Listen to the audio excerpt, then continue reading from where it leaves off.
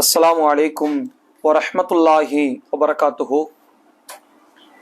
இன்னல் ஹம்தலில்லாஹ் நஹ்மதுஹு வ நஸ்தஈனுஹு வ நஸ்தக்ஃபிருஹு வ நஊது பில்லாஹி மின் ஷுரூரி அன்ஃபுஸினா வ மின் ஸய்யாத்தி அஅமாலினா. மை யஹ்திஹில்லாஹு ஃபலா முதில்ல லஹு வ மை யுத்லில்ஹு ஃபலா ஹாதிய லஹு. வ அஷ்ஹது அல்லா இலாஹ இல்லல்லாஹ் வஅஷ்ஹது அன்ன முஹம்மதன் அப்துஹு வ ரசூலுஹு. அம்மா பஅத். கண்ணியத்திற்கும் பெருமதிப்பிற்கும் உரிய எல்லாம் வல்ல அல்லாஹுவின் நல்லடியார்களே, அல்லாஹுடைய பேரருளால் ரமலான் மாதத்தினுடைய பிறை 23 இரவு தொழுகையை நிறைவேற்றியவர்களாக அல்லாஹுடைய மார்க்க செய்திகளை அறிந்து கொள்ள வேண்டும் என்கிற சிந்தனையில் நாம் அனைவரும் இந்த சபையில் ஒன்று திரண்டிருக்கிறோம். இந்த நல்ல தருணத்தில் அண்ணல் நபியே அழகிய முன்மாதிரி என்கிற தலைப்பில் தொடர்ச்சியாக நபிகள் பெருமகனார் எந்தெந்த துறைகளில் தலை சிறந்த ஒரு மனிதராக இருந்திருக்கிறார்கள் என்பதை குறித்து நாம் அறிந்து கொண்டு வருகிற அடிப்படையில் இன்றைய தினம் அல்லாஹுடைய ரசூல் அவர்களை மிஞ்சிய ஒரு உலகத்தின் தலை சிறந்த ஒரு ஆசிரியரை பார்க்க இயலாது, நபிகள் பெருமகனார் அவர்களை போன்று கற்றுத் தருவதற்கு இந்த உலகத்தில் யாராலும் இயலாது என்கிற ஆசிரியராக நபிகள் பெருமகனார் சிறந்து விளங்கிய சில காரியங்களை குறித்துத்தான் இன்றைக்கு நாம் அறிந்து கொள்ள இருக்கிறோம். பொதுவாக ஆசிரியர் என்கிற இந்த பணி உலகத்தில் பெரும் மதிப்பு மிக்க ஒரு பணியாக பார்க்கப்படுகிறது. எந்த அளவிற்கென்றால் ஒரு இராணுவ வீரனை விட, ஒரு காவல்துறை அதிகாரியை விட, ஒரு நாட்டினுடைய அரசனை விட, ஒரு மருத்துவனை விட, அல்லது ஒரு சட்ட படிப்பை படித்த நபர்களை விட ஆசிரிய மக்களை ஒரு பெரிய உயர்ந்த ஒரு பதவியாக, பொறுப்பாக அது பார்க்கப்படுகிறது. ஏனென்றால் அடுத்த கட்ட தலைமுறைகளில் இருக்கக்கூடிய சிறுவர்கள் சிறுமியர்களுக்கு உலகத்தின் ரீதியான கல்விகள் போதிக்கப்பட்டு நாளைய தலைவர்களாக மாற்றக்கூடிய இடத்தில் உள்ளவர்கள் இந்த ஆசிரியர்கள். ஒரு தலை சிறந்த ஒரு மகத்தான பொறுப்பு என்றால் கற்றுக் கொடுக்கக்கூடிய ஒரு காரியம். இஸ்லாமிய மார்க்கமும் அது குறித்து பேசுகிறது. ஹைருக்கும் மன் தஅல்லமல் குர்ஆன வ அல்லமா. குர்ஆனை தானும் கற்று பிறருக்கு யார் கற்றுத் தருகிறாரோ அவர்தான் உங்களில் சிறந்தவர் என்று அல்லாஹ்வுடைய ரசூல் அவர்கள் சொல்கிறார்கள். எனவே ஆசிரியர் பணி என்பது ஒரு தலை சிறந்த பணி. தமிழில் கூட ஒரு சொல்லாடல் இருக்கிறது, ஆசிரியர் பணி என்பது அறப்பணி. அப்படி என்றால் அந்த பணி என்பது ஒரு நலன்மிக்க ஒரு பணி, ஒரு கண்ணியமான மக்களை உருவாக்கக்கூடிய ஒரு பணி என்று மக்கள் மத்தியில ஒரு பேச்சு வழக்கம் என்பது இருக்கிறது. அல்லாஹ்வுடைய ரசூல் அவர்கள் எப்படி தலை சிறந்த ஒரு ஆசிரியராக திகழ்ந்தார்கள் என்பதை குறித்து நாம் அறிந்து கொள்ள வேண்டும். முதல்ல ஆசிரியரா மாறணும்னா அவர்கிட்ட என்ன இருக்கணும்? குறைந்தபட்சம் அவர்கிட்ட கல்வி அறிவு இருக்கணும். எழுத தெரியணும், படிக்க தெரிஞ்சா மட்டும்தான் அவர் யாரா இருக்க முடியும்? ஆசிரியராக இருக்க முடியும். ஆனா ரசூலுல்லாஹ்வுக்கு இந்த கல்வி கொடுக்கவே இல்லை. நபிகள் பெருமகனாருக்கு எழுதவும் தெரியாது, படிக்கவும் தெரியாது. திருக்குர்ஆனில் அல்லாஹ் சொல்கிறான், நபியே இதற்கு முன்னால் நீங்கள் எந்த ஒரு வேதத்தையும் உங்கள் வலதுகரத்தால் நீங்கள் எழுதியதில்லை, நீங்க படிச்சது கிடையாது, எழுதுனது கிடையாது. இதல் லர்த்தாவல் முபத்திலூன். அப்படி ஒருவேளை நீங்கள் எழுதக்கூடியவராக படிக்கக்கூடியவராக நீங்கள் இருந்தால் வீணர்கள் உங்கள் மீது சந்தேகப்பட்டு இருப்பார்கள். இவருக்கு நல்ல எழுத தெரியுது, படிக்க தெரியுது, வேற மதத்தில இருந்து வேதத்தை காப்பி அடிச்சு கொண்டு வந்து சேர்த்துட்டாரு அப்படின்னு மற்றவர்கள் சந்தேகப்படக்கூடாது என்பதற்காகவே நீங்கள் எழுதக்கூடியவராக படிக்கக்கூடியவராக இல்லை அப்படின்னு அல்லாஹ் சொல்றான். ரசூலுல்லாஹ் மௌத் வரைக்கும் எழுத தெரியாது. எந்த அளவுக்கு ரசூலுல்லாஹ்க்கு தெரியாதுன்னா, இப்ப நம்மள என்னன்னா சில பேர் பட்ட படிப்பை படித்திருப்போம், சில பேர் பள்ளிக்கூட படிப்பை கூட முழுமை பெறாமல் கூட இருந்திருப்போம். ஆனா நம்மகிட்ட என்ன அளவுல படிப்பு குறைவாக இருந்தாலும் நம்ம தாய்மொழியில நம்ம பேர் எழுத தெரியுமில்ல, அது கூட எழுத தெரியாதுங்கிற அளவுல இப்ப யாரும் இல்லை. அதெல்லாம் ஒரு 40-50 வருஷம் முன்னாடி வேணா அப்படி இருந்திருக்கலாம். ஏன் என்னுடைய பெயரை ஏன் தாய்மொழியில எழுத தெரியாது அப்படின்ற இடத்துல யாரும் கிடையாது. ரசூலுல்லாஹ்க்கு அது கூட எழுத தெரியாது. தன்னுடைய பெயர் முஹம்மது என்பதை, அந்த வார்த்தைகளை தன்னுடைய தாய்மொழி அரபில் கூட ரசூலுல்லாஹ்வுக்கு எழுத தெரியாது. எழுதிய இடத்தை பார்த்து கண்டுபிடிக்கவும் தெரியாது. ஹுதைபியா என்கிற உடன்படிக்கை நடைபெறுகிறது. ரசூலுல்லாஹ் தன் தோழர்களை விட்டு எதிரிகளுக்கு ஒரு உடன்படிக்கை எழுத சொல்றாங்க. அதுல என்ன இருக்கு அப்படின்னா, மின் முஹம்மதின் ரசூலில்லாஹ், அல்லாஹ்வுடைய தூதராகிய முஹம்மது அப்படின்னு இருக்கு. எதிரிகளுக்கு அது பிடிக்கல, இந்த வார்த்தை எடுத்துறணும். மின் முஹம்மதின், முஹம்மது இப்னு அப்துல்லா, அப்துல்லாவின் மகன் முகமது தான் இருக்கணுமே தவிர ரசூலுல்லாஹ் இருக்கக்கூடாது அப்படின்னு அவங்க சொல்றாங்க. அப்ப ரசூலுல்லாஹ் அதை ஏற்றுக்கொள்கிறார்கள், அதை அழிக்க முற்படுறாங்க. ஆனா ரசூலுல்லாஹ்க்கு தெரியல, தன் தோழர்கள்ட்ட அடையாளம் கேட்டு ரசூல்லா அளித்தார்கள் என்பதை பார்க்க முடிகிறது.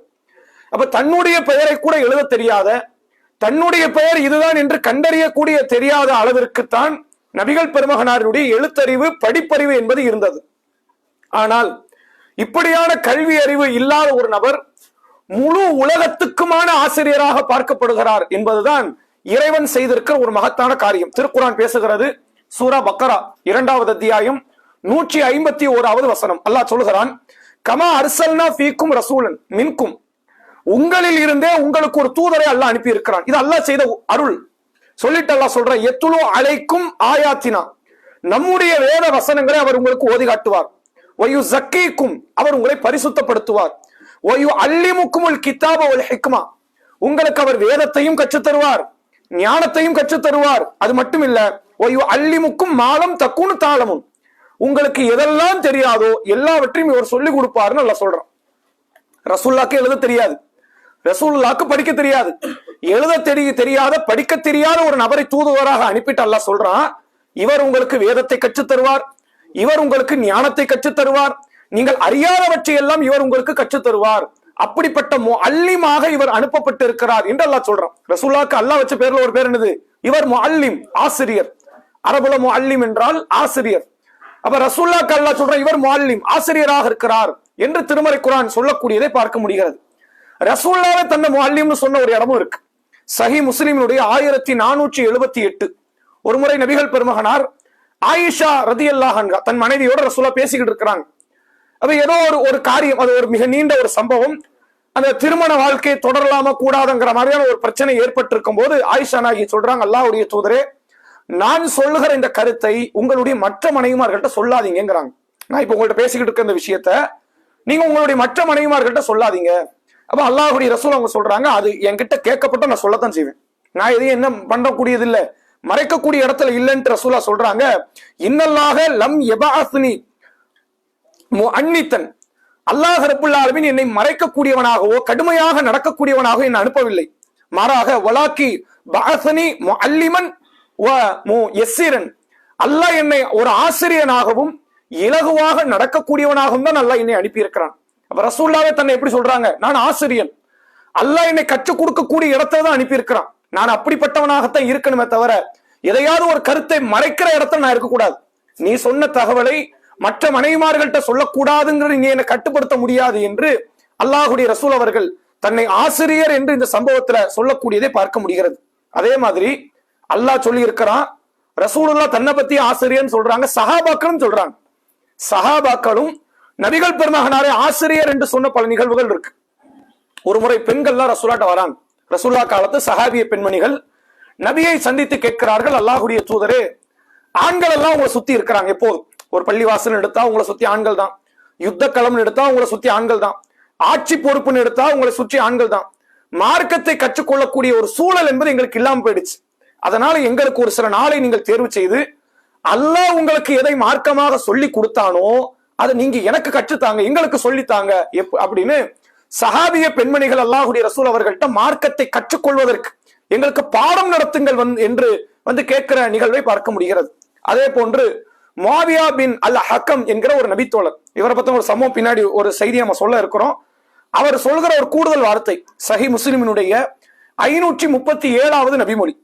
அவர் என்ன சொல்றார் அப்படின்னா, முஅல்லிமன் கப்லஹு வலா பஅதஹு அஹ்ஸனு தஅலீமன் மின்ஹு, நபிகள் பெருமகனாரை விட ஒரு தலை சிறந்த ஒரு ஆசிரியரை அவருக்கு முன்னாடி நான் பார்த்தது இல்லை, அவருக்கு அப்புறம் நான் பார்த்தது இல்லைங்கிறார். ரசூலுல்லாவை விட ஒரு தலை சிறந்த ஆசிரியர், ரசூலுல்லாவை போர்படை தளபதியாக நமக்கு தெரியும், ரசூலுல்லாவை ஒரு ஆட்சியாளராக தெரியும், ஒரு குடும்ப தலைவராக தெரியும், ஒரு நண்பராக தெரியும். ஆனா இந்த கண்ணோட்டத்தில் அவன் நபியை பார்த்தது கிடையாது. முஆவியா பின் அல் ஹக்கம் என்கிற நபித்தோழர் சொல்கிறார், நபிகள் பெருமகனாரை விட ஒரு தலை சிறந்த ஒரு ஆசிரியரை இதுக்கு முன்னாடி நான் பார்த்தது இல்லை, இதுக்கு பின்னாடி இப்ப வரைக்கும் நான் பார்த்தது இல்லை. ரசூலுல்லாஹ் மௌத்தாயிட்டாங்க, இப்ப வரைக்கும் இப்படிப்பட்ட ஒரு ஆசிரியரை நான் பார்த்ததில்லை என்று முஆவியா ரலியல்லாஹு அன்ஹு அவர்கள் சொல்லக்கூடிய ஒரு நிகழ்வை பார்க்க முடிகிறது. இப்படி நிறைய சம்பவம். ரசூலுல்லாஹ்வை அல்லாஹ்வே சொல்றான், இவர் ஒரு ஆசிரியர்ங்கிறான். ரசூலுல்லாஹ் தன்னை பத்தி சொல்றாங்க, நான் ஒரு ஆசிரியர். சஹாபாக்கள் சொல்கிறார்கள், சஹாபிய பெண்மணிகள் சொல்கிறார்கள், நீங்கள் தான் முஅல்லிம், கற்றுத்தர வேண்டிய இடத்தில் உள்ளவர், எங்களுக்கு கற்றுத்தாருங்கள் என்று சஹாபாக்கள் ஏற்றிருக்கக்கூடிய நிகழ்வையும் பார்க்க முடிகிறது. சரி, ஆசிரியர்னு அல்லாஹ் சொல்லிட்டா ரசூலுல்லாஹ் சொல்றாங்க, ஒரு ஆசிரியருக்கான பண்பு என்ன? அவர்கிட்ட அறிவு இருந்துட்டு அவர் ஆசிரியராக மாறி விடுவாரா? அது ஆக முடியாது. அறிவு இருப்பதனால் ஒருவன் ஆசிரியராக முடியாது. ஒருவன் ஆசிரியர் என்றால் அவனுடைய தன்மை எப்படி இருக்கணும்னு கேட்டா, வார்த்தெடுக்கிற இடத்துல இருக்கணும். அடுத்த கட்ட தலைமுறைகளை உருவாக்கணும். நான் என்னுடைய காலங்களில் எத்தனையோ ஆயிரக்கணக்கான மாணவர்களுக்கு பாடம் சொல்லிக் கொடுத்தேன். சொல்லிக் கொடுக்கப்பட்ட அந்த மாணவர்கள் எல்லாம் இன்றைக்கு உயர்ந்த இடத்தில் இருக்கிறார்கள், தகுதி மிக்கவர்களாக மாறுகிறார்கள், பண்பு மிக்கவர்களாக மாறிவிட்டார்கள் என்று ஒருவன் சொல்லுவாரே ஆனால் அவர்தான் உண்மையில் ஆசிரியர்.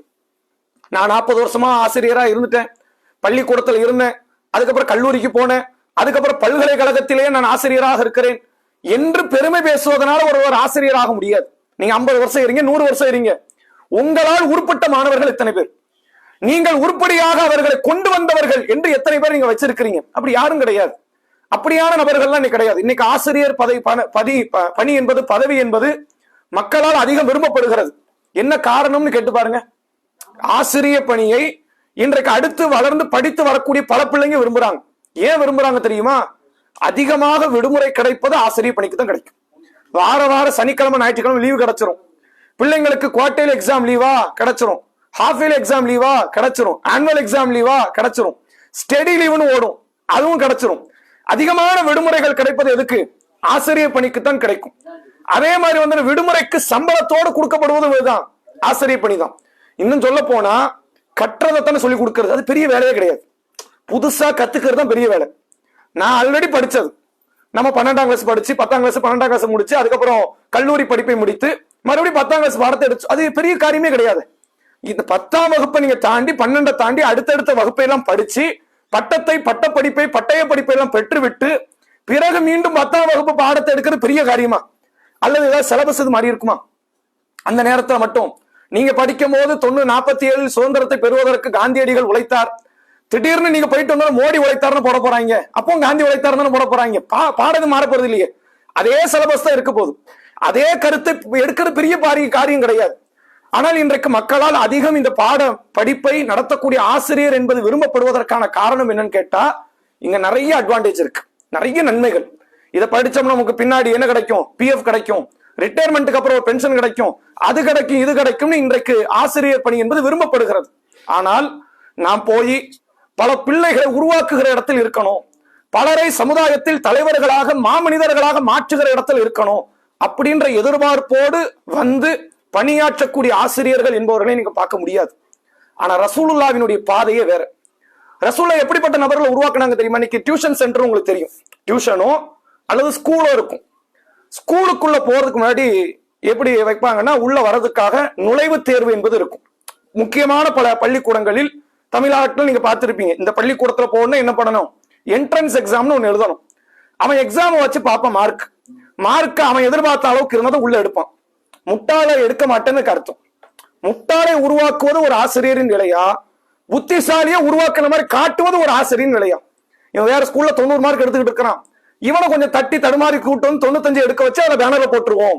பல பள்ளிகள்ல தான் நடக்குது. நீ என்ன பண்ணணும்? முட்டை எடுக்கிறவனை கூட்டு வந்து 90 எடுக்க வைக்கணும். ஒரு ஆசிரியர் வேலை தானே, அதை செய்யறது தான் தலை சிறந்தவனாக பார்க்கப்படும். நீங்க எந்த பிள்ளைனாலும் கூட்டுவாங்க, அறவே இந்த பிள்ளைக்கு கல்வியே ஏறாதுங்கிற பிள்ளைய கூட்டுவாங்க. நாங்க உருவாக்கி காட்டுறோம்னு சொல்வது சிறந்த காரியமா? 90 எடுக்கிற பிள்ளை தான் எங்களுக்கு வேணும், 95 எடுக்கிற பிள்ளை தான் வேணும், அந்த பிள்ளைகளுக்கு மட்டும்தான் நாங்க கொடுப்போம் அப்படின்ற ஒரு இடம். ஆனா நபியினுடைய பண்பை பாருங்க, அந்த மக்களுக்கு ரசூலுல்லாஹ் ஒழுக்கத்தை கற்றுக் கொடுக்க போறாங்க. அந்த மக்களுக்கு ஒழுக்கம்னா என்னன்னே தெரியாது. ரசூலுல்லாஹ் அந்த மக்களுக்கு பண்புகளை கற்றுக் கொடுக்க போறாங்க. எந்த நல்ல பண்பும் கிடையாது, ஒரு நல்ல பண்பை கூட அந்த மக்கள்கிட்ட பார்க்க முடியாது. நபிகள் பெருமகனார் அந்த மக்களுக்கு வந்து பொறுமையை கற்றுக் கொடுக்க போறாங்க. கொலை செய்யறதுக்கு கங்கணம் கட்டி கொண்டிருக்கிற ஒரு கூட்டம் அது. நபிகள் பெருமகனார் அந்த சமுதாயத்துக்கு கற்பை பத்தி பேச போறாங்க. கற்புனா என்னன்னு தெரியாது. ஒரு பக்கம் விபச்சாரம், ஒரு பக்கம் தலைவிரித்து ஆடியது. 40 கல்யாணம் பண்ணுவாங்க, 40 மனைவிமார்கள் இருந்ததெல்லாம் சஹாபாக்களுக்கு உண்டு. ரசூலுல்லாஹ் அதை உடைச்சிருக்கிறாங்க. 40 கூடாது, அதிகபட்சமே 4 தான் அப்படின்ற ஒரு சிந்தனை உருவாக்கி இருக்கிறாங்க. அப்போ அல்லாஹ்வுடைய ரசூல் அவர்கள் கற்றுக் கொடுப்பதற்கு முன்னால் அந்த சமுதாயம் மிகப்பெரிய வழிகேட்டில் இருந்துச்சு. அல்லாஹ் குர்ஆன்ல சொல்றான், இன்கானு மின் கபுலு லஃபி தலாலி முபீன். இந்த நபி முகமது வருவதற்கு முன்னால் நீங்கள் பகிரங்க வழிகேட்டில் இருந்தீர்கள். உங்களுக்கு கூடு கிடையாது, அறிவு கிடையாது, கட்டுமை. அதனால்தான் அந்த காலத்துக்கு பேர் என்னது? ஐயாமுல் ஜாஹிலியா, முட்டாள்கள் வாழ்ந்த காலம்னு அந்த காலத்துக்கு பேர்.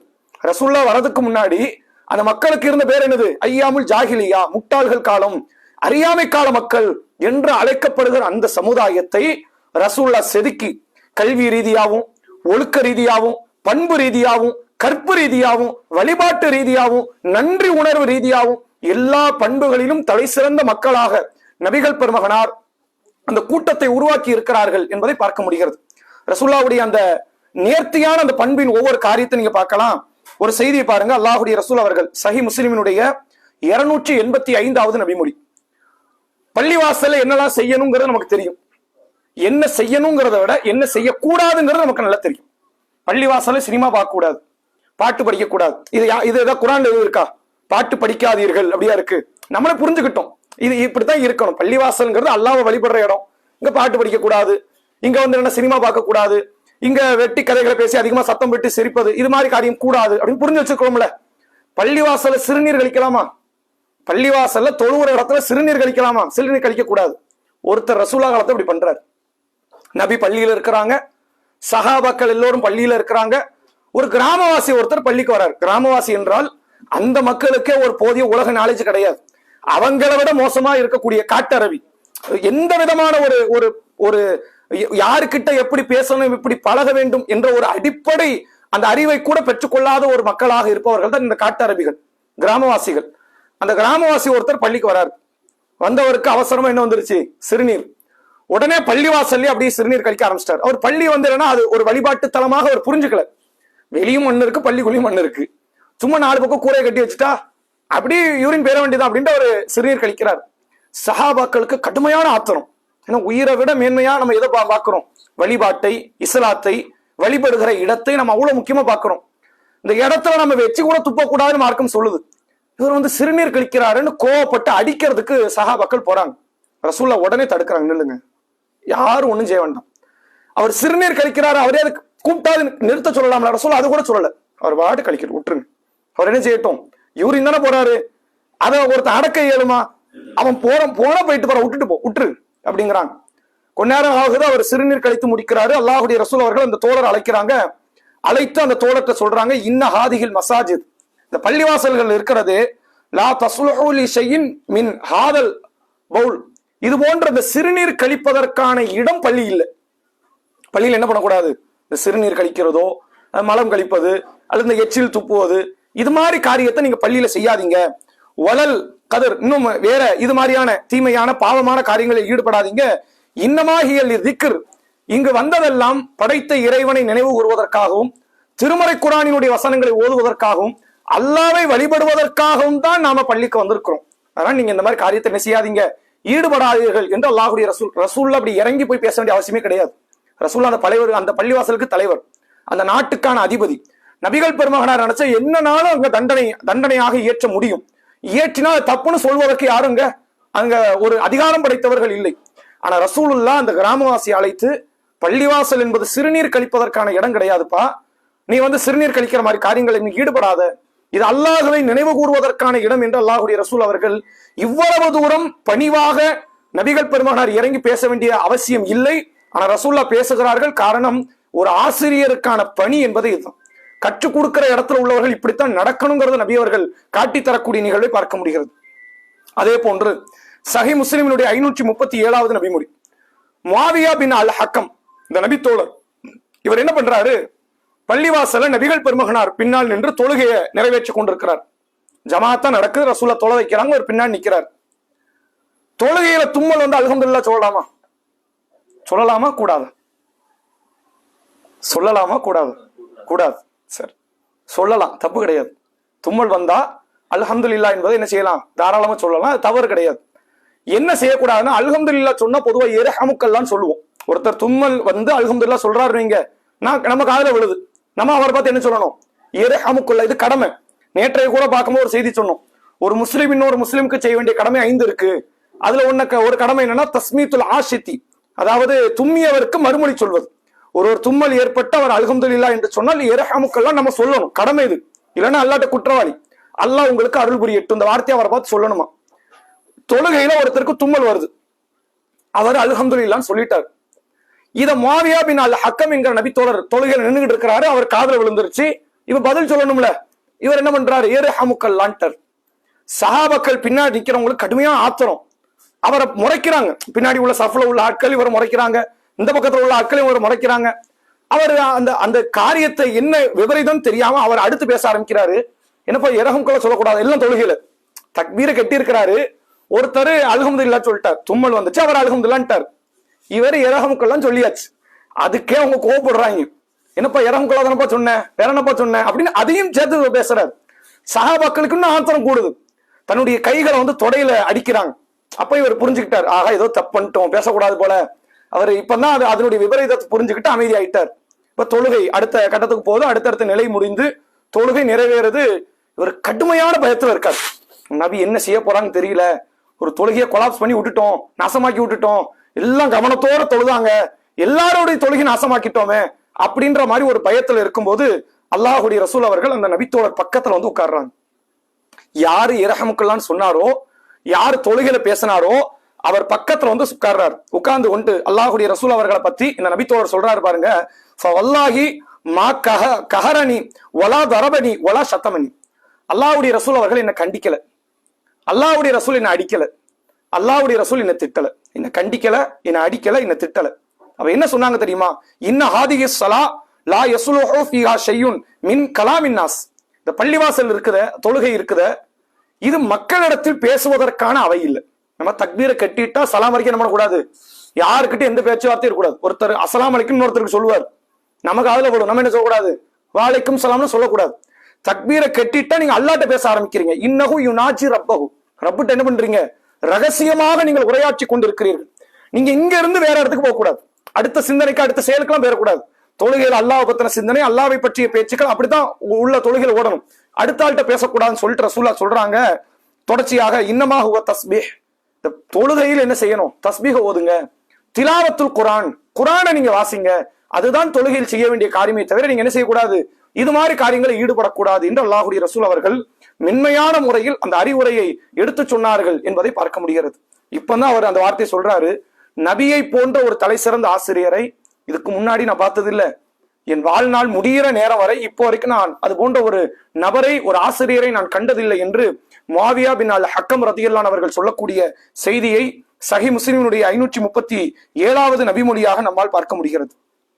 இப்ப நபிகள் பெருமகனார் அவர்கள் என்னன்னா இது மாதிரியான முறையில் வேறு யாராலும் பயிற்றுவிக்கப்படலை. இன்னைக்கு ஒரு நபர் டீச்சரா உட்கார்றாங்கன்னு வைங்க, ஒரு சாரோ டீச்சரோ ஒரு பள்ளிக்கூடத்தில் ஒரு கல்லூரியில் பாடம் எடுப்பதற்கு வராங்கன்னா இதுக்கு அவங்க போதிக்கப்படுவாங்க. ஒரு பிள்ளைங்களை எப்படி ஹேண்டில் பண்ணணும், ஒரு பிள்ளைக்கு எப்படி பாடம் நடத்தணும், இப்படி எல்லாம் நீங்க சொல்லி கொடுங்க, நீங்க கோவப்படாதீங்க, ஆத்திரப்படக்கூடாது, கடுமையான ஒரு வன்முறையை நீங்க வெளியே கொண்டு வந்துடக்கூடாது, அப்படி எல்லாம் அவர்களுக்கு போதிக்கப்பட்டு அந்த டீச்சர்ஸ் எல்லாம் என்ன பண்ணுவாங்கன்னா ட்ரைனிங்க்கு போவாங்க. சில பள்ளிக்கூடங்களுக்கு 3 மாதம் 6 மாதம் அந்த பிள்ளைகளுக்கு பாடம் நடத்தக்கூடிய ட்ரைனிங் அவங்க செய்யணும். செஞ்சு அதுல அவங்க சக்சஸ் ஆனதுக்கு அப்புறம் தான் டீச்சராகவே அவங்க ப்ரொமோட் ஆக முடியும். அடுத்து பள்ளிக்கூடங்கள்ல, அது கவர்மெண்ட் ஸ்கூலோ அல்லது பிரைவேட் ஸ்கூலோ, அதெல்லாம் பெரிய ப்ராசஸ், சாதாரண காரியம் இல்லை. ஒரு பள்ளிக்கூடத்துல போய் ஆசிரியரா உட்கார்ற வரைக்கும் பெரிய சிரமம் இருக்கு. உட்கார்ந்ததுக்கு அப்புறம் லேசுதான், உட்கார்ற வரைக்கும் படாத பாடு படணும். இவ்வளவு பெரிய பயிற்சிக்கு பிறகுதான் ஆசிரியர்மார்கள் பிள்ளைகளை அணுகக்கூடிய இடத்திற்கே வரார்கள். ஆனா ரசூலுல்லாஹ்க்கு எந்த பயிற்சியும் கிடையாது. ரசூலுல்லாஹ் போய் வந்தாங்கன்னா இந்த யூனிவர்சிட்டியில போய் படிச்சுட்டு வந்தாங்க, அல்லது பிஎட் படித்தார்கள், அந்த பட்ட படிப்பை வாங்கி வைத்தார்கள், அல்லது ரசூலுல்லாஹ் ஏதாவது பள்ளிக்கூடங்களுக்கு போய் பாடம் எடுத்து பயிற்சி எடுத்தார்கள், ஒண்ணுமே கிடையாது. ஆனால் ஒவ்வொரு நபரையும் அல்லாஹுடைய ரசூல் அவர்கள் மிக இலகுவாக பற்றி பிடிக்கிறாங்க. யாருக்கிட்ட எப்படி நடக்கணும், ஒவ்வொரு நபருக்கும் மார்க்கத்தை எப்படி போதிக்கணும், அதை ஒவ்வொன்றையும் மிக தெளிவாக உணர்ந்து வைக்கக்கூடிய நபர்களாக இருப்பதை நம்மால் பார்க்க முடிகிறது. அல்லாஹ் திருமறை குர்ஆனில் நபியை பார்த்து சொல்லுகிறான். சூரா ஆல் இம்ரானிலே வருகிறது, ஃபபிமா ரஹ்மத்தி மினல்லாஹி லின்த லஹும், நபியே இறைவனுடைய அருளால் தான் நீங்கள் அவர்களிடத்தில் நளினமாக நடக்கிறீர்கள். வலவ் குன்த ஃபல்லன் கலீலல் கல்ப் லன் ஃபது மின் ஹவ்லிக, ஒருவேளை நீங்கள் கடின உள்ளம் கொண்டவராக, முரட்டு சுபாவம் உடையவராக நீங்கள் இருந்திருந்தால் இந்த மக்கள் இன்னைக்கு உங்களை விட்டு ஓடி இருப்பாங்க. உங்களை சுத்தி ஏன் வராங்க தெரியுமா? உங்களை காலையில பார்க்கணும், மத்தியானம் பார்க்கணும், இரவில் பார்க்கணும், எல்லா நேரத்திலும் உங்களை பார்க்கணும், உங்கள்கிட்ட மார்க்கத்தை கற்றுக்கொள்ளணும், உங்களை சூழ இருக்கணும், உங்களை விட்டு பிரியக்கூடாது என்ற மனநிலையில் இந்த தோழர்கள் எல்லாம் உங்களை சுற்றி வருவதற்கான காரணம் உங்கள்கிட்ட உள்ள நளின குணம் என்று அல்லாஹ் குர்ஆனில் பேசுகிறான். அந்த நளின குணம் உங்களுக்கு இயல்பா வரல, நான் கொடுத்ததுங்கிறான். ஃபபிமா ரஹ்மத்தி மினல்லாஹி லின்த லஹும், என்னால கிடைச்சது அந்த நளின குணம், நான் தான் கொடுத்தேன் உங்களுக்கு.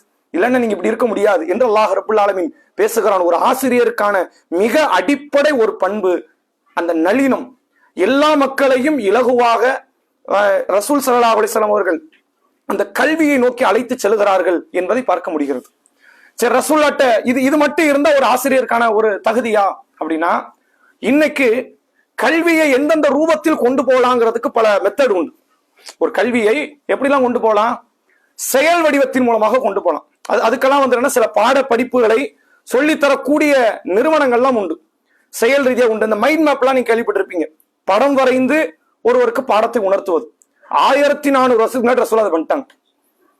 இன்னைக்கு படத்தை வரைஞ்சு சொல்லி கொடுத்துக்கிட்டு இருக்கிறான். ஒரு படத்தை வரைஞ்சு இதான் ஹார்ட் அல்லது இதுதான் இந்த விஷயம், இங்க இப்படித்தான் அவன் புரிஞ்சுக்கணும் அப்படின்னு ஒவ்வொன்றையும் படங்களாக வரைந்து சொல்லி கொடுக்கிற காலம் இது. 1400 வருஷம் படம் வரைஞ்சு ரசூலா விளக்கம் கொடுக்கிறாங்க. ஒரு முறை நபிகள் பெருமானார் ஒரு அன்சாரி தோழருடைய ஜனாசாவை அடக்கம் செய்வதற்கு கபர்ஸ்தானுக்கு போறாங்க. பெருங்கொண்ட கூட்டம் ஜனாசாவில் கலந்து கொள்கிறது. ரசூல்லா தொலை வச்சு அடக்கம் பண்ணியாச்சு. அப்படி அங்க உட்கார்ந்துட்டாங்க. டக்குன்னு சஹாபாக்கள் உட்கார்றாங்க. ரசூல்லா ஒரு சின்ன குச்சி ஒண்ணு எடுக்கிறாங்க. கபர்ஸ்தான்ல இருக்கிற ஒரு சின்ன குச்சி எடுத்து ஒரு புள்ளி வரைகிறாங்க. நான் சொல்றது அப்படியே மனசுல ஞாபகம் வச்சுக்கோங்க. ஒரு புள்ளி ரசூல்லா வரைகிறாங்க, புள்ளி போடுறாங்க. அந்த புள்ளியில இருந்து ஒரு நீளமான ஒரு கோடு கீசுறாங்க. பிறகு அந்த புள்ளியை சுத்தி ஒரு கட்டத்தை ஒண்ணு போட்டுக்கிட்டாங்க. புள்ளியை சுத்தி ஒரு செவ்வகத்தை ரசூல்லா சதுரத்தை ஒண்ணு போடுறாங்க.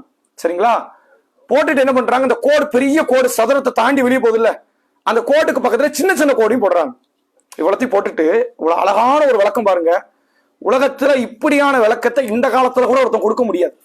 ரசூலுல்லாஹ் ஒரு பெரிய பிலாசபர், ஒரு தலை சிறந்த தத்துவ ஞானி நபிகள் பெருமகனார் விளக்கம் கொடுக்குறாங்க. அந்த புள்ளி இருக்குல்ல முதல்ல போட்டது, அதான் மனுஷன் அப்படின்னு என்ன அர்த்தம்? ஒண்ணு நீ அல்லது நான், நம்ம எல்லாரும் அதுதான். இந்த புள்ளியை தாண்டி நீளமாக ஒரு கோடு போகுது பத்தியா, அது வேற எது இல்ல, மனிதனுடைய ஆசை. அவனுக்கு கார் வாங்கணும், வீடு வாங்கணும், அவனை வந்து நான் 4 பிள்ளைகளை பதுக்கணும், அந்த பிள்ளைலாம் நல்லா வளர்த்து ஆளாக்கணும் அப்படின்னா அவனுக்கு 1008 ஆசை இருக்குது. எல்லா ஆசையும் அதான் நீளமான கோடு. அவனை சுத்தி இருக்கிற ஒரு செவ்வகம் இருக்குல்ல, இது அவனுடைய ஆயுள் காலம். அவனுக்கு 40, 50, 60, 70 ஏதோ வருஷம் போய் சேர்ந்துருவான். அதான் அந்த கட்டம். இந்த சின்ன சின்ன கோடு இருக்குல்ல, அவன் வாழ்க்கையில் வரக்கூடிய சில அசம்பாவிதங்கள், விபத்து, நோய், மனக்கவலை, நஷ்டம், ஏதோ ஒண்ணு, வியாபாரத்துல பெரிய பாதிப்பு, இப்படி ஏதாவது ஒண்ணு, இதெல்லாம் இந்த சின்ன சின்ன கோடு. ரசூல்லா சொல்றாங்க, இந்த புள்ளியில இருந்து மனுஷன் ஆரம்பிக்கிறான், ஆசை அடையிறதுக்கு போய்கிட்டே இருக்கான். ஒவ்வொரு பிரச்சனையா வருது, ஒரு விபத்து வருது, ஒரு மருத்துவமனைக்கு போறான், ஒரு போலீஸ் ஸ்டேஷன் கேஸ் மாட்டுறான், அல்லது வியாபாரத்தை நஷ்டமாயிடுறான், வீட்டுல ஒரு ஆள் நெருங்கின ஆள் மௌத்தாயிடுறாங்க, நோய்க்கு ஆளாயிடுறான், இப்படி எதை மாதிரி வந்துகிட்டே இருக்கு. இவனை என்ன பண்ணிடுறான், ஆசையை முழுசா முடிச்சே ஆகணும்டா அப்படின்னு போய்கிட்டே இருக்கிறான். எத்தனை கோட்ல தப்பிச்சாலும் கடைசியா கட்டத்துல மாட்டிக்குவோம். எது? அவனுடைய ஆயுள் காலம். இவனால அவனுடைய முழு ஆசையை நிறைவேற்றவே முடியாது. எந்த மனுஷனா இருந்தாலும் சரி, நான் என்னுடைய முழு ஆசைகளை நிறைவேற்றி விட்டுத்தான் சாகிறேன்னு ஒருத்தன் கிடையாது. சாகர நிறையில ஒருத்தன் இருக்கான்னு, இங்க எல்லா ஆசையும் முடிஞ்சிருச்சா, நான் செய்ய வேண்டியதா இருக்கா, இன்னும் 4 காரியம் இருக்குமா, அவனுக்கு 95 ஆயாச்சு, எல்லாம் என்னத்தெல்லாம் பார்க்கணும் பார்த்தாச்சு, இல்ல எனக்கு இன்னும் செய்ய வேண்டிய ஒரு 4 காரியம் இருக்கு, இன்னும் கொஞ்ச நாள் வாழ்ந்துட்டா செஞ்சிருவேன். யாருக்குமே சாகணும்னு விருப்பம் இல்லை. அதை தாண்டிய பல ஆசைகள் இருக்கிறது. இப்படித்தான் மனிதன் இருக்கிறான். இதனால ரசூல் என்ன உணர்த்த வராங்க, ஆசையை முடிச்சுட்டு சாகன்னு நினைக்காத அப்படி ஒரு காலமே கிடையாதுன்ட்டாங்க. அப்படி ஒருத்தனே கிடையாது. ஆசையெல்லாம் முடிச்சுட்டு தான் சாகணும். உன் ஆசை முடிவதற்கு முன்னால் உனக்கு ஆயுள் காலம் முடிஞ்சிடும். அதனால் நீ நன்மையை செய்து கொள் என்பதற்கு ரசூல்லா இவ்வளவு விளக்கமா கொடுத்தோம்ல. இந்த விளக்கம் எதுவுமே நபி கொடுக்கல. புள்ளி வச்சாங்க, கோட்டை போட்டாங்க, கட்டத்தை போட்டாங்க. இந்த கட்டம் தான் ஆயுள் காலம், இந்த கோடு தான் ஆசை. சின்ன சின்ன கோடுகள் இருக்கு, அது மனுஷனுக்கு வர்ற பிரச்சனை. இந்த புள்ளி தான் மனுஷன், நீ எப்படி இருக்கணும் இருந்து கேட்டாங்க. ரொம்ப இலகுவா பிரம்மாண்டமான ஒரு தத்துவத்தை ரொம்ப இலகுவாக நபிகள் பெருமகனார் கற்றுத்தராங்க. ஆனா ரசூலாக்கு எழுத தெரியாது, ரசூலாக்கு படிக்க தெரியாது. ஒரு புத்தகத்தை பார்த்து படிக்க தெரியாது. அதாவது உலகத்தில் நம்ம யார வந்து என்னன்னா ஒரு போதிய சாமானியர் என்று நம்ம நினைப்போமோ, ஒரு அறிவற்றவர் என்று நாம நினைப்போமோ, அந்த தகுதியில இருந்த அல்லாஹ்வுடைய ரசூல் உலகத்துக்கான கல்வியை கற்றுத் தருகிறார்கள். அப்படின்னா நபிகள் பெருமகனாரை மிஞ்சிய ஒரு ஆசிரியரை இந்த துன்யா இனி பார்க்காது. அவ்வளவு பெரிய ஒரு தலை சிறந்த ஒரு ஞானத்தின் ஒரு அடித்தளமாக வாழ்ந்தவர் அல்லாஹ்வுடைய ரசூல். இதை தாண்டி கல்வியினுடைய இன்னொரு அடித்தளம் என்னன்னு கேட்டா, ஒரு கல்வியை ஒருத்தன் புரிய வைக்கிறது இருக்குல்ல, அதுக்கு உதாரணங்களை சொல்லணும். புரிய வைக்கிறதுக்கு என்ன செய்யணும்? உதாரணத்தை சொல்லணும். இப்போ உதாரணத்துக்கு நீங்க பாருங்க, இப்போ சூரியனை தாண்டி, அதாவது பூமியை தாண்டி சூரியன் இருக்கு, சந்திரன் இருக்கு, இது மாதிரி நிறைய கிரகங்கள் இருக்கு. அதெல்லாம் ஒன்னோட ஒண்ணு வந்து இழுத்துக்கிட்டு அப்படியே சுத்திக்கிட்டே போகுது இப்படின்னு பேசுறோம். நீங்க கொஞ்சம் அது பற்றி விளக்கம் உள்ளவர்கள் இது எனக்கு புரியுதுன்றுவாங்க சிம்பிளா. இப்ப விளக்கம் இல்லாதவங்களுக்கு ஒரு உதாரணத்தை சொல்லணும். அது எப்படிங்க இழுத்துக்கிட்டே போகுதுன்னு எப்படி? இந்த செக்கு மாடு சுத்துது தெரியுமா, அது மாதிரிதான் பூமியை சுத்தி நிலா வருது. இப்ப புரியுதுன்றாங்க. மாடு எப்படி செக்க சுத்தி அதை தாண்டி போவாது. செக்க சுத்தி வர மாடு இருக்குல்ல, ஒரு பேச்சுக்கு 5 மீட்டர் தூரத்தை சுத்துதுன்னா 5 மீட்டர் தூரத்தை தான் சுத்திக்கிட்டே இருக்கும். அது கொஞ்ச நேரத்துக்கு ஒரு 50 மீட்டர்லாம் போயிட்டு வராது. அது மாதிரிதாங்க பூமியை சுத்தி நிலா சுத்திக்கிட்டு இருக்கு, இந்த பூமி சூரியனை சுத்திக்கிட்டு இருக்கு. இப்படித்தான் இந்த சோலார் சிஸ்டம் இருக்குது, சூரிய குடும்பம் இருக்குது அப்படின்ற பிரம்மாண்ட ஒரு அறிவியலை ஒரு அற்பமான உதாரணத்தை சொல்லிடலாம். இது யாரால சொல்ல முடியும் தெரியுமா? இப்ப இந்த உதாரணத்தை நான் உருவாக்குனதா, வேற ஒரு ஆசிரியர் சொன்னதை நான் உங்களுக்கு எடுத்து சொல்லுவேன். உதாரணங்களை கொண்டு விளக்கம் கொடுக்கறது இருக்குல்ல, அதுல தெள்ள தெளிவான அறிவு இருந்தா மட்டும்தான் முடியும். அதனாலதான் இந்த பாடத்தை நடத்துற சம்பந்தமா சொல்லும் பொழுது எதை குறித்து உன்னால விளக்கம் கொடுக்க தெரியலையோ உனக்கு அது குறித்து அறிவு இல்லைம்பாங்க. நான் இந்த போனை பத்தி உங்களுக்கு சொல்லி கொடுக்குறேன்னு வைங்க, நான் சொல்லி கொடுத்து உங்களுக்கு புரியல அப்படின்னா என்ன அர்த்தம் தெரியுமா? எனக்கே இந்த போனை பத்தி தெரியலன்னு அர்த்தம். எனக்கு கரெக்டா தெரிஞ்சுட்டா உங்களுக்கு நான் சொல்லி கொடுத்துருவேன். கண்டிப்பா என்ன பண்ண முடியும்? சொல்லி கொடுக்க முடியும். ரசூலுல்லாஹ் சொன்ன எந்த செய்தினாலும் எடுங்க, எனக்கு புரியலன்னு யாரும் சொல்ல முடியும். அவ்வளவு அழகான விளக்கங்களை நபிகள் பெருமகனார் உதாரணத்தை சொல்லி விளக்குவாங்க. இப்ப பாருங்க, ரசூலுல்லாஹ் சொன்ன ஒரு செய்தி, அல்லாஹ்வை நினைவு கூறக்கூடியவனுக்கும் நினைவு கூறாதவனுக்கும் உள்ள வேறுபாடு. உதாரணத்துக்கு ஒருத்தர் தொழுதுகிட்டே இருக்கிறான், அவனுக்கும் தொழுவே மாட்டேங்கிறான். நான் ரமலானும் சரி ரமலான் அல்லாத காலத்திலும் சரி ஒரு நாள் பள்ளிவாசல் பக்கமா கால் எடுத்து வைப்பானான்னு பாத்துருவோமா இப்படின்னு இருக்கிறான். இந்த 2 பேரும் ஒண்ணு சமம் இல்லை. ரசூலுல்லாஹ் இவ்வளவு அழகா விளக்கம் கொடுக்குறாங்க பாருங்க. மசல் உள்ளதீன எதுக்குரு ரப்பகு உள்ளதீன லா எதுக்குரு ரப்பகு. அல்லாஹ்வை நினைவு கூறக்கூடியவனுக்கும் நினைவு கூறாதவனுக்கும் உள்ள வேறுபாடு என்ன தெரியுமா? கமசலில் ஹய்யி ஒல் மையித்தி, உயிரோடு இருக்கிறவனுக்கு செத்த பிணத்துக்கு சமம்ட்டாங்க. பிரம்மாண்டமா விளக்கம் கொடுக்க வேண்டிய விஷயம் 2 வார்த்தையில முடிச்சுட்டாங்க. நீ அல்லாஹ்வை கரெக்டா தொழுவுறியாப்பா, அல்லாஹ்வை நினைச்சு பாக்குறியாப்பா, அப்ப நீ உயிரோடு இருக்கிறன்னு அர்த்தம். நீ அல்லாஹ்வை தொழுவலியா, அல்லாஹ் உனக்கு வேண்டாமா, நீ செத்த மையம்னு அர்த்தம். மையத்து துவாவை அல்லாஹ் கேட்கணும் அவசியமா? நீ தான் செத்து போயிட்டிய, உன் துவாவை ஏன் அல்லாஹ் ஏத்துக்கணும்? உனக்கு எதுவுமே கிடைக்காது, நீ தொழாதவனுக்கு எதுவுமே கிடைக்காதுங்கிறது அதுக்கு அர்த்தம். யார் உயிரோடு இருக்கிறார்களோ அவர்கள் துவாவை அல்லாஹ் ஏத்துக்குவான். நீ தான் உயிரோடு இருக்கிற, நீ தான் தொழுவுற, நீ தான் திக்ர் பண்ற, நீ தான் துவா செய்யற, உன் துவா ஏத்துக்குவான். நீ தொழுவ மாட்டுக்கிற, திக்ர் பண்ண மாட்டுக்கிற, நோன்பு வைக்க மாட்டுக்கிற, உன் துவா வேண்டாம் அல்லாஹ் ஏத்துக்கணும். நீ தான் செத்துட்டிய, நீ செத்து ரொம்ப வருஷம் ஆயிடுச்சு, நீ மண்ணுக்குள்ள போக வேண்டிய ஆள், வெளியே நிக்கிற, அவ்வளவுதான், நீ செத்தவன். அவ்வளவு பிரம்மாண்டமான கருத்தை இப்படி அற்பமா சொல்லிட்டு போயிருவாங்க, சிம்பிளா. அதே மாதிரி தீமையை தடுக்கணும். நம்ம எந்த ஒரு தீமையை கண்டா என்ன செய்யணும்? நமக்கு எதுக்குன்னு இருக்கக்கூடாது. அப்படித்தான் மார்க்கம் சொல்லுது. ஒரு தீமை நடக்குது, விபச்சாரம் நடக்குது, அல்லது மது அருந்துறது, அல்லது ஒரு அடாவடித்தனம், ஒரு சண்டை சச்சரவு, ஒரு ஏமாத்து, திருட்டு, ஏதோ நடக்கு, நமக்கு என்னன்னு போக கூடாது. நமக்கு என்னன்னு நான் போயிட்டேன்னு வைங்க, நாளைக்கு என் வீட்டுல ஒருத்தன் கொள்ளை அடிப்பான், அப்ப இன்னொருத்தன் எனக்கு என்ன நான் போவோம். தீமையை தடுக்கணும். ரசூலுல்லாஹ் இதை எவ்வளவு அழகா புரிய வைக்கிறாங்க பாருங்க. ஒரு கப்பல் ஒண்ணு இருக்கு, இவர் தான் எழுத படிக்க தெரியாதவர். இந்த வார்த்தைய இந்த காலத்திலேயாவது ஒருத்தர் இப்படி யோசிப்பான்னு தெரியாது. ஒரு கப்பல் இருக்கு, கப்பலுக்கு மேல் பகுதி ஒண்ணு, கீழ்பகுதி 2 பகுதி இருக்கு. மாடி வச்ச கப்பல்னு வச்சுக்கோங்க. இந்த மேல் பகுதியில தான் குடிக்கிற தண்ணி எடுத்து வச்சிருக்காங்க. கடலுக்கு போனாலும் தண்ணி கடல்ல இருந்து எடுக்க முடியாது, குடிக்கிற தண்ணி அது குடிக்க முடியாது இல்ல, அல்லது அப்படி வேண்டாம், ஒரு ஆற்றுல போகுது அப்படின்னு வச்சுக்கோங்க. குடிக்கிற தண்ணீரை என்ன செய்யறாங்க? மேல் பகுதியில வச்சிருக்கிறாங்க. இந்த கீழே உள்ளவன் மேல போய் தான் தண்ணி குடிக்கணும். தனக்கு ஒரு தண்ணி தேவைன்னா என்ன செய்யணும்? கீழே உள்ளவன் மேல போய் தண்ணி குடிச்சிட்டு வரணும்.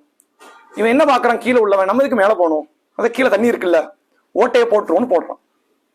இவனை ஓட்டையை போட விட்டுட்டு மேல உள்ள வேடிக்கை பார்த்துக்கிட்டு இருந்தா இவனும் சாவும் அவனும் சாவும்.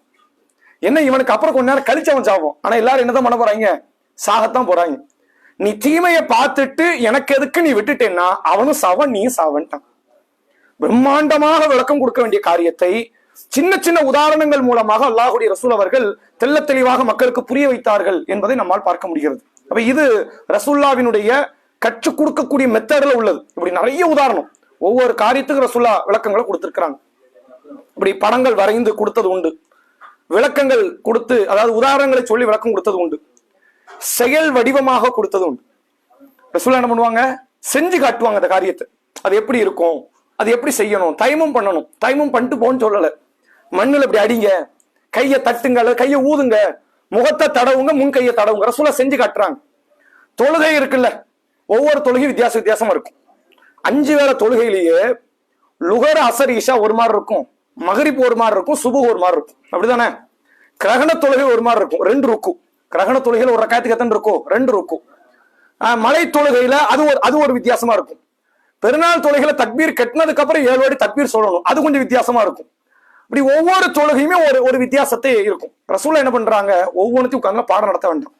நான் எப்படி தொழுகிறேன்னு அப்படி தொழுதுட்டு போ. சல்லு கமா ரஅய்துமூனி உஸல்லி, நான் எவ்வாறு தொழ கண்டீர்களோ அப்படியே நீங்கள் தொழுது விட்டு செல்லுங்கள். செயல் வடிவம் பிராக்டிக்கலா ரசூலுல்லாஹ் உணர்த்துறாங்க. நீ இப்படித்தான் தொழுன்ற ரசூலுல்லாஹ் வந்து என்ன, ஒவ்வொரு நேரத்தையும் கையை இப்படி கட்டு, காலை இப்படி வச்சுக்க, இப்படி எல்லாம் சஃப்ல சேர்ந்து நில்லு, இப்படி எல்லாம் ஓடுன்னு சொல்லி கொடுக்கல. நான் தொழுகிறேனா இல்லையா, நான் தொழுவதை நீ பாரு, என்ன மாதிரியே நீ தொழு அப்படின்னு அல்லாஹ்வுடைய ரசூல் அவர்கள் தொழுகையை குறித்து, ஒழுவை குறித்து, ஒழுவெல்லாம் வந்து ரசூலுல்லாஹ் சொல்லி கொடுக்கல. கையை எப்படி கழுவுங்க, காலை எப்படி கழுவுங்கன்னு சொல்லல. நான் ஒழு செய்யறேன், என்ன ஒழு செய்யறத பாத்துக்க. நான் குளிக்கக்கூடிய காரியத்தை உனக்கு சொல்லித்தரேன். எது எதோ செய்யறேன்னு அதை அப்படியே பாரு, அதை அப்படியே கடைபிடி, அது அதே மாதிரியான முறைகளில் நீ நடைமுறைப்படுத்து என்று அல்லாஹ்வுடைய ரசூல் அவர்கள் செயல் ரீதியாக பிராக்டிக்கல் இன்னைக்கு சொல்றத 1400 வருஷம் அல்லாஹ்வுடைய ரசூல் அவர்கள் முன்னாடியே சொல்லி காட்டியிருக்கிறாங்க.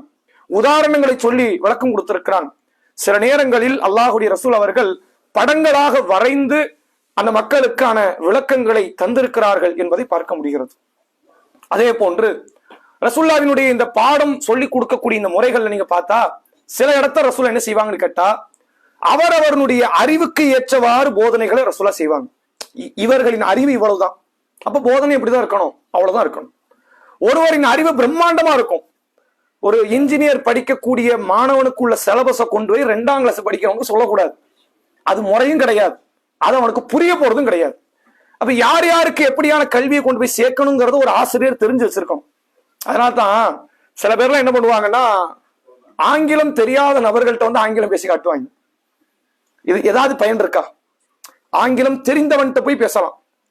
அல்லது ஒரு பள்ளிக்கூடத்துல பாடம் எடுக்கிறாரு நீங்க ஒரு ஆசிரியர், அவர் எடுக்கிறது ஆங்கிலம் எடுக்கிறாரு. அப்ப அதே நேரத்துல பிள்ளைகளுக்கு அதை அப்படியே சொல்லி காட்டுறாரு அப்படின்னா அது பிரச்சனை இல்லை. ஒருத்தனுக்கு இங்கிலீஷே தெரியல, தெரியாதவன்கிட்ட போய் இங்கிலீஷ்ல எதுக்கு பேசணும்? அப்ப வந்து என்ன, நான் இங்கிலீஷ் கத்துக்கிட்டேங்கிறத காட்டுறதுக்கா? அப்ப ரசூலுல்லாஹ்வினுடைய அந்த பாடத்திட்டத்தின் அணுகுமுறை எப்படி இருக்கும்னா, அவர்களுடைய கல்வி தகுதி என்ன, இவர்களுக்கு என்ன சொல்ல முடியும், என்ன சொல்லி கொடுக்கலாம், அதுதான் பார்ப்பாங்க. ஒரு முறை ரசூலுல்லாஹ் உணவுக்காக சாப்பிடறதுக்கு உட்கார்ந்துருக்காங்க வீட்டுல. நபிகளாரினுடைய வளர்ப்பு மகன் உமர் இப்னு அபி சலமா என்ற ஒரு சிறுவர், சின்ன பையன், ரசூலுல்லாஹ்வுடைய வளர்ப்பு பிள்ளையில ஒருத்தர். அவர் சாப்பாடுக்கு உட்கார்ந்தவர் என்ன பண்றாரு, கை அப்படியே சாப்பாடுல அப்படி உழப்பிக்கிட்டே இருக்கிறார். ரசூலுல்லாஹ் எவ்வளவு அழகா சொல்றாங்க பாருங்க, யா குலாம் ஃபஸம்மில்லா, சிறுவனே அல்லாஹ்வுடைய பெயரை சொல்லி சாப்பிடு, உன் கைக்கு அருகில் உள்ளதை சாப்பிடு, வலது கையால் சாப்பிடு. ஒரு பிள்ளைக்கு போதும் அறிவு, அதை சொன்னா போதும். நீ பிஸ்மில்லா சொல்லுப்பா, வலது கையில சாப்பிடுப்பா, கைக்கு பக்கத்துல உள்ளதை எடுத்து சாப்பிடுப்பா, அவ்வளவுதான். ஒவ்வொருவருடைய சூழலுக்கு ஏற்றவாறான போதனைகளை அல்லாஹ்வுடைய ரசூல் அவர்கள் சொல்லி தரக்கூடிய நிகழ்வை பார்க்க முடிகிறது. ஒருவர் அதற்கு தகுதியற்றவராக அந்த சபையில இருக்காருன்னா ரசூலுல்லாஹ் தூரப்படுத்திடுவாங்க. வேண்டாம், நீ வராத, யுத்த காலத்துக்கு போகணும். ரசூலுல்லாஹ் சிறுவர்களை சேர்த்ததே கிடையாது. அது உனக்கான பாடம் இல்லை, நீ கற்றுக்கொள்ள வேண்டிய அவசியமோ தேவையோ இல்லை, ரசூலுல்லாஹ் விரட்டி விட்டுருவாங்க. அப்ப இது நபிகளாரினுடைய ஒரு பாடம் நடத்துகிற முறைகள்ல உண்டு. அதே மாதிரி ஒரு ஆசிரியர் தான் பாடம் நடத்திக்கிட்டே போறாரு. நீங்க புக்கை முடிச்சிட்டார், ஒரு புக்கே முடிச்சாச்சு, அப்ப என்னுடைய சிலபஸை நான் முடிச்சிட்டேன், இது புத்திசாலித்தனம் இல்லை. இது அவர்களுக்கு புரிஞ்சுதாங்கிறத ஒவ்வொரு முறை கேள்வி கேட்டுக்கிட்டே போகணும். ஒரு ஆசிரியர் என்ன பண்ணணும், நான் இன்னைக்கு இந்த பாடம் நடத்தினேன், இதுல இருந்து கேள்வி கேட்கிறேன், உனக்கு புரிஞ்சிருக்கா? புரியலன்னு நீ என்கிட்ட கேளு, அல்லது நான் கேட்ப நீ பதில் சொல்லணும். அப்படி இந்த கேள்வி கேட்டு பதில்களாக அமைத்து பாடம் நடத்துறது இருக்குல்ல, நபிகள் பெருமானார் 1400 வருஷத்துக்கு முன்னாடி காட்டி தந்தது. ரசூலுல்லாஹ் ஒரு முறை ஈமான் கொண்டவர்களை பத்தி விளக்கம் கொடுக்குறாங்க. ஒரு ஈமான் கொண்டவன் எப்படி இருப்பான் தெரியுமா? பலமா இருப்பான், எந்த நேரத்தை கொண்டு அவன் சாஞ்சிட மாட்டான், எவ்வளவு பிரச்சனை வந்தாலும் அவனை யாரும் கவுத்திர முடியாது அப்படின்னு விளக்கம் கொடுக்கும் போது, ஈமான் கொண்டவனுக்கு உதாரணம் ஒரு மரம் அப்படிங்கிறாங்க. அது என்ன மரமா இருக்குன்னு சொல்லுங்க பாப்போம் அப்படிங்கிறாங்க. யாருக்காவது தெரியுமா அது மரம்? பேரிச்சை மரம். பேரிச்சை மரம் தான் ஒரு ஈமான் கொண்டவருக்கான உதாரணம்.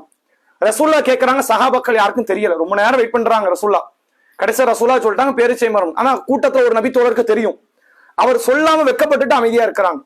ரசூலுல்லாஹ் இது ஒரு முறை இல்ல, இது மாதிரி நிறைய இடத்துல ரசூலுல்லாஹ் கேள்வி கேட்டுட்டு தான் பதிலே கொடுக்கறது. ரசூலுல்லாஹ் கேட்கிறாங்க, உங்களுக்கு முஃப்லிஸ்னா யாரும் தெரியுமா, திவாலானவன் யாரு தெரியுமா ரசூலுல்லாஹ் கேட்கிறாங்க. அப்ப அவங்கள்ட்ட இருந்து ஒரு பதில வாங்கிக்கிறாங்க, ரசூலுல்லாஹ் ஒரு விளக்கம் கொடுக்குறாங்க. இப்படி எல்லா இடத்துலயுமே நான் சொல்ல போனா அல்லாஹ் ரப்புல் ஆலமீன் கேள்வி கேட்கதான் சொல்றேன்.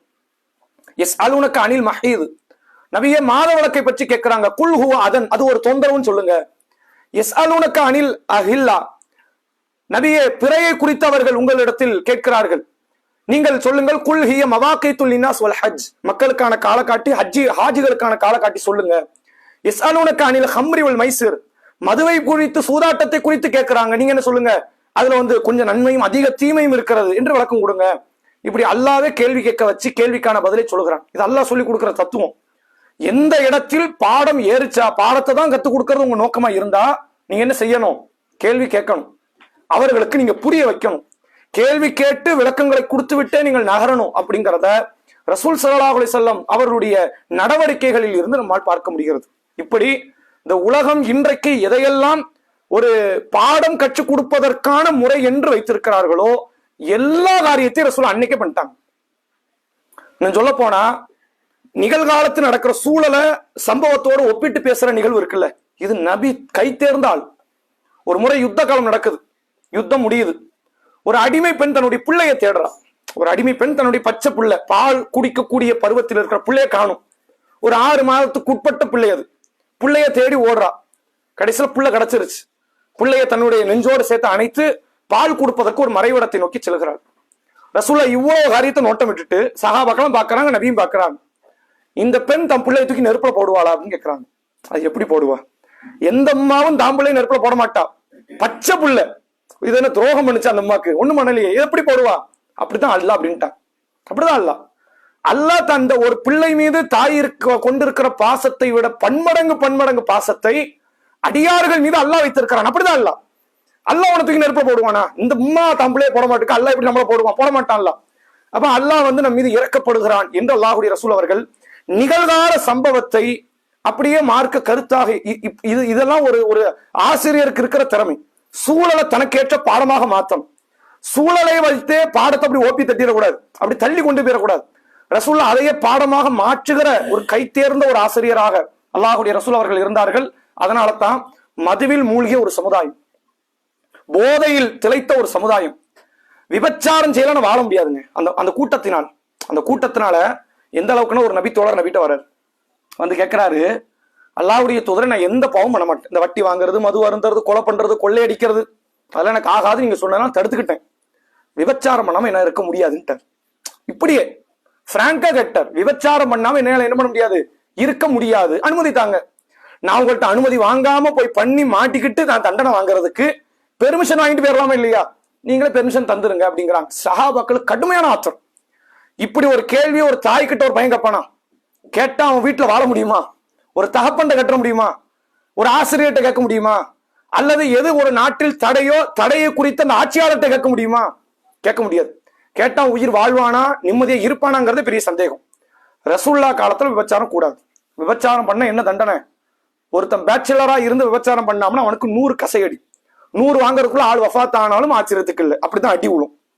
ஃபேமிலி மேனா இருந்துட்டு ஒருத்தன் விபச்சாரம் பண்றான்னா அவனுக்கு மரண தண்டனை, கல்லால் அடித்து தான் கொள்ளணும், சும்மாலாம் கொள்ளக்கூடாது, மருந்து மாத்திரம் கொடுத்துலாம் கொள்ளக்கூடாது. ஆளுக்கு கபர் குழி வெட்டி கபர்ல இறக்கி கற்களை கொண்டு அடித்தே அவனை கொல்லணும். ரஜிமுடைய சட்டம்னாங்க ரசூலுல்லாஹ். இப்ப இவ்வளவு கொடிய சட்டங்கள் இருக்கிற ஒரு குற்றத்தை குறித்து ரசூலுல்லாஹ்ட்ட தைரியமா கேட்கிறாரு, எனக்கு இந்த பாவம் செய்வதற்கு அனுமதி தந்துருங்க, உங்கள்ட்ட பெர்மிஷன் லைசன்ஸ் வாங்கிட்டு போயிட்டு வேலை முடிஞ்சிருச்சுல, என்கிட்ட என்ன இருக்கு, நபி கொடுத்த லைசன்ஸ் இருக்குன்ட்டு போய் பண்ணிடலாமா அந்த பாவத்தை அப்படின்னு அவர் கேட்கிறார். சஹாபாக்களுக்கு ஆத்திரம் அதிகம், கடுமையா கோவப்படுறாங்க. ரசூலுல்லாஹ் அமைதியா இருக்க சொல்றாங்க. இப்ப இவருக்கு புரியுற மாதிரி சொல்லணும், எல்லாருக்கும் புரியுற மாதிரி ஒரு வழக்கம் கொடுக்கணும்ல, ஒவ்வொரு சூழலுக்கு ஏற்றவாறு அதில் வாழக்கூடியவர்களுக்கு ஏற்ற மாதிரி குத்தணும். அப்படி குத்துனாதான் சில பேருக்கு வலிக்கும். சும்மா மேம்போக்கில் பேசவே கூடாது. இன்னைக்கு பல போதனை செய்யக்கூடியவர்கள்ட்ட உள்ள பிரச்சனை என்னன்னா, இதை நான் சொல்லிட்டா இதனால என் வாழ்க்கை பாதிப்படையுமோ அப்படின்ட்டு அந்த போதனையை பகிரங்கப்படுத்தாத இடத்துல பல மக்கள் உண்டு. அது ஒவ்வொரு நாடுகளில் உள்ள மார்க்க அறிஞர்களாக இருக்கலாம், அல்லது சத்திய கருத்தை போதிக்கக்கூடிய ஆசிரியர்களாக இருக்கலாம். இப்ப ரசூலுல்லாஹ் விளக்கம் கொடுக்குறாங்க பாருங்க, எப்படி கொடுத்துருப்பாங்க, நம்ம நினைச்சு கூட பார்க்க முடியாது, அவ்வளவு அழகான ஒரு விளக்கம். இது அருவருப்பாவும் பார்க்க முடியாது. ரசூலுல்லாஹ் கேட்கிறாங்க, நீ யாரு கூடயோ போய் விபச்சாரம் பண்ண போற, அப்படித்தானே? நீ விபச்சாரம் பண்ணக்கூடியது யாருக்கோ உம்மாவா இருக்கலாம், யாருக்கோ அக்கா தங்கச்சியா இருக்கலாம், யாருக்கோ பொண்டாட்டியா இருக்கலாம், யாருடைய பொண்ணாவோ இருக்கலாம், யாருக்கோ சாச்சி, யாருக்கோ பெருமா, யாருக்கோ மாமி, யாருக்கோ ஏதோ ஒரு உறவா இருக்கலாம். ஓம்மா ஓ மனைவி, உன்னுடைய பிள்ளைல ஓன் அக்கா தங்கச்சி, ஓன் சாச்சி, ஓன் பெருமா, ஓன் மாமி, இதே பாவத்தை பண்ணுனா இன்னொருத்தன் அந்த பொம்பளைகிட்ட, உன் விட்டு பொம்பளைகிட்ட பண்ணா நீ சும்மா இருப்பியா? இருக்க மாட்டேன். அப்ப அவன் மட்டும் சும்மா இருக்கணுமா? அப்ப அவன் மட்டும் என்ன செய்யணும்? நீ போய் அவங்க உம்மா தொடுவ, அவன் அக்கா தங்கச்சியை தொடுவ, அவன் பொண்ணை தொடுவ, அவன் மனைவியை தொடுவ, நீ அபகரிப்ப, அவள்கிட்ட ஆசை வார்த்தையை காட்டி நீ அவளை அடைவதற்கு துடிப்ப, அவன் பார்த்துட்டு என்ன பண்ணணும்? அமைதியா இருக்கணும். ஏன்னா நீ அமைதியா இருப்ப, இல்ல நீ அமைதியாவா இருப்ப அப்படின்னு கேட்கறாங்க ரசூலுல்லாஹ். நான் இருக்க மாட்டேன், எனக்கு கடுமையா கோவம் வரும். உனக்கு வர்ற கோவம் தானே அவனுக்கு வரும். உனக்கு எப்படி கோவம் கொப்பளிக்குதோ அவனுக்கு அப்படித்தானே கோவம் வரும். இது எப்படி, என்ன முறை இது அப்படிங்கிறாங்க ரசூலுல்லாஹ். உடனே அவர் சொல்றாரு, நான் எவ்வளவு பெரிய பாதிப்பை குறித்து கேட்டேன்னு அப்ப புரிஞ்சுக்கிட்டேங்கிறார். உடனே ரசூலுல்லாஹ் துவா செய்றாங்க, அல்லாஹ் இந்த இளைஞரை அந்த தீமையை நோக்கி நீ செல்ல வைத்து விடாதே. கடைசி வரைக்கும் ஒழுக்க சீலராக வாழ்ந்த அந்த நபித்தோழர் மரணித்தார் என்பதை ஹதீஸின் மூலமாக நம்மால் பார்க்க முடிகிறது. அப்போ ரசூலுல்லாஹ்வினுடைய மெத்தடே வேற.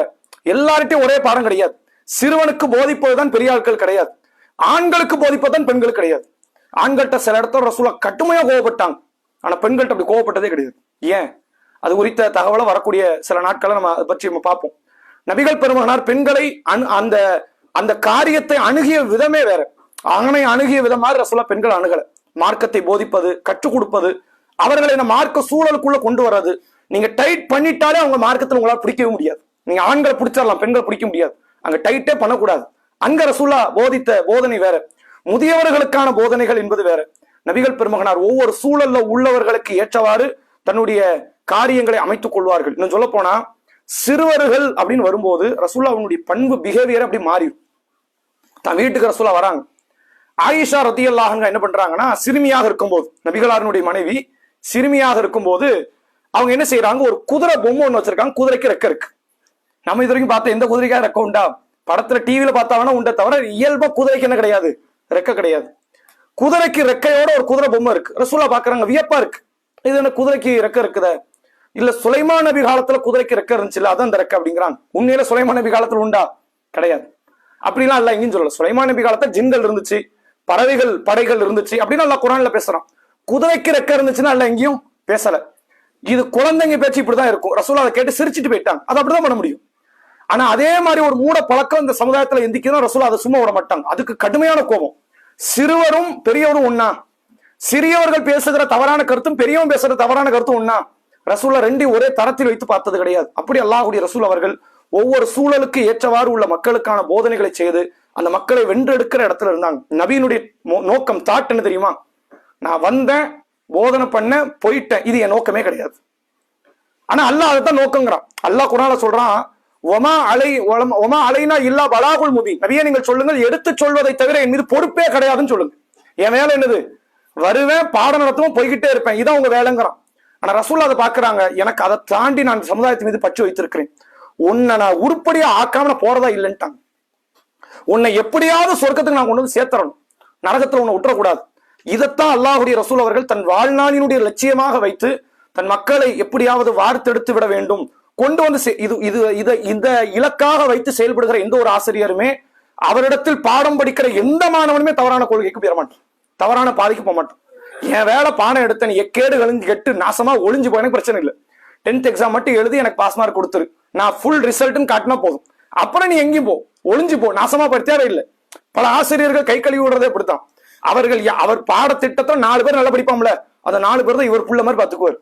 40 பேர் ஒஸ்டா படிப்பானே, எனக்கு நீ இருந்தா என்ன செத்தா எனக்கு என்ன, எனக்கு மார்க் மட்டும் காட்டிரு, 35 மார்க் எடுத்து பாஸ் மார்க் வாங்கிரு, ஒளிஞ்சு போன்றுவார். அப்ப அல்லாஹ்வுடைய ரசூல் அப்படி பார்க்கல. என்கிட்ட அபூபக்கர், உமர், உஸ்மான் 4 நல்ல மாணவர்கள் இருக்கிறாங்க, நான் அவங்களை மட்டும் வளர்த்து ஆளாக்கி கொண்டு போய் சொர்க்கத்தை சேர்த்துறேன், மத்தவன் இருந்தா என்ன செத்தா என்ன நபி பார்க்கல. இந்த சமுதாயத்தில் கடைக்கோடியில் வாழக்கூடிய ஒருத்தம் கூட எனக்கு தவறிடக்கூடாது. இறுதியாக ஒரு செய்தியை சொல்லி நிறைவு செய்யறேன். ரசூலுல்லாஹ் காலத்துல மது ஒரு காலத்துல அனுமதியில் இருந்துச்சு. இஸ்லாம் அனுமதி கொடுத்துச்சுன்னு நினைச்சிடக்கூடாது, அது ஆல்ரெடி அனுமதியில் இருக்குது. இஸ்லாம் வந்ததுக்கு அப்புறம் முதல்ல எடுத்தோன்னு அதை தடுக்கல, அது அருந்திக்கிட்டு இருந்தாங்க, ரசூலுல்லாஹ் விட்டுட்டாங்க. கொஞ்ச நாள் கழிச்சு என்ன பண்ணிட்டாங்க, மதுவை இஸ்லாம் தடுத்துருச்சு. மது தடுக்கப்பட்ட உடனே எல்லா மக்களும் மதுவை நிறுத்தி விட்டார்கள் என்றாலும் இந்த விரல் விட்டு எண்ணக்கூடிய சில பேர் மதுவை நிறுத்தல. ரசூல் என்ன பண்ணல, விரல் விட்டு என்ற 1-2 ஆட்கள் மதுவை விடல. அதுல ஒரு நபி தோழர் தான் நுஅமான் என்று அழைக்கப்படுகிற ஒரு சஹாபி. அவர் என்ன பண்றாரு, அடிக்கடி மது அறிஞ்சிட்டு வர்றாரு. ரசூலுல்லாஹ் காலத்துல மது வருதுன்னா என்ன தண்டனைன்னா, மக்கள் எல்லாம் கூடி அவர் அடிக்கணும், நல்லா போட்டு சாத்திட்டு அடுத்த மருந்த மாட்டாமல. கொஞ்சமா பயம் வருமா இல்லையா, அடி உளுந்துருன்றாது பயம். ஆனா அந்த நோமன் பலமுறை இப்படி பண்ணிட்டாரு. மது அருந்துறாரு, வராரு, அடி வாங்குறாரு, திருந்தனும்ல அடுத்த முறையும் போறாரு, மது அருந்துறாரு, மறுபடியும் வராரு, அடி வாங்குறாரு. ஒரு நபித்தோழர் பாக்குறாரு, அடி கொடுக்கிறவரு, அவருக்கு சரியான கோபம். இது அல்லாஹ் ஹராமாக்கிட்டான், மறுமையில தண்டனைன்னு தெரியும் அவருக்கு. அவர் இஸ்லாமியர், முஸ்லிம். முஸ்லிமா இருந்துட்டு மது இருந்துட்டு இப்படி ஒரு காரியத்தை பண்ணிக்கிட்டு இருக்கிறான்னு கோவப்பட்டு என்ன பண்றாரு, நீ நாசமா போன்ட்டார் அடிக்கும் போது இந்த வார்த்தையை சொல்றாரு. அப்ப அல்லாஹுடைய ரசூல் அவங்க காதுல இது விழுந்துருச்சு. தண்டனை கொடுக்கறதா நம்ம வேலை, நாசமா போன்னு சொல்ற வேலை அது நம்ம வேலை கிடையாது. நீங்க ஷைத்தானுக்கு உதவி செய்யாதீங்க. அவன் ஷைத்தானே கையை பிடிச்சி இழுத்துக்கிட்டு இருக்கான் நரகத்துக்கு வான அந்த ஆளை, மது வருந்துற ஆளை அவன் ஆல்ரெடி பிடிச்சி இழுத்து கொண்டு போய்கிட்டு இருக்கான்.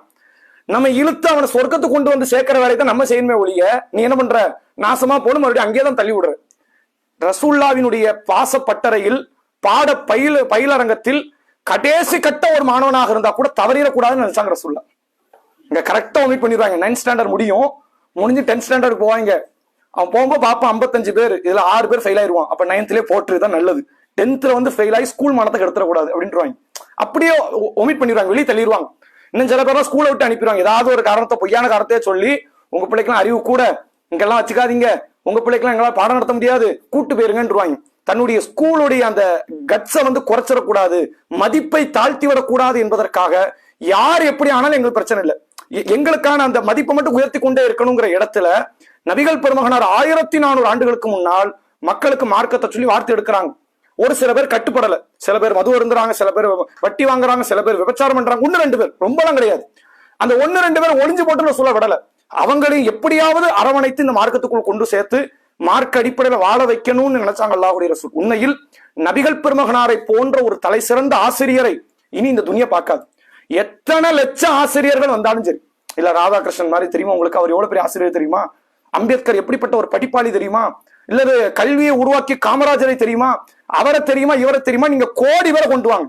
ஆனால் தன் சமுதாயத்தில் ஒருத்தம் கூட தவறான பாதைக்கு போகக்கூடாதுன்னு நினைத்த நபிகள் பெருமகனாரினுடைய ஒரு தூசி துரும்புக்கு கூட உலகத்தில் வாழக்கூடிய எந்த ஒரு ஆசிரியர் பெருமக்களும் சமமாக முடியாது.